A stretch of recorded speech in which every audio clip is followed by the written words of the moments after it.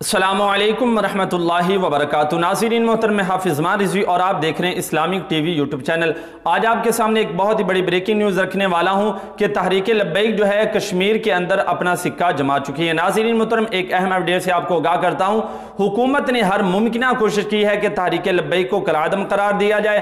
तहरीक लब्बैक के कारकुनान को परेशान करने की भी कोशिश की ताकि वो कश्मीर के अंदर अपनी जो इलेक्शन कैंपेन है वो ना कर सके। तो इस हवाले से आपको बताता चला जाऊं कि अल्लाह ताला की लाठी बेनियाज है कि जो हमें कलाअदम करार देते थे वो कश्मीर के अंदर खुद ही कलाअदम हो चुके हैं।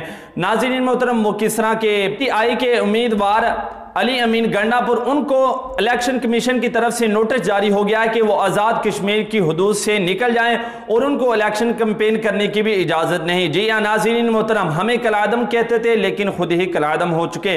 और इसके अलावा उनको एक और रुसवाई का सामना करना पड़ा कि अलीगढ़ में उनको इलेक्शन कैंपेन करने की इजाज़त भी नहीं, ना वो अपने जलसों के अंदर तकारीर कर सकते हैं।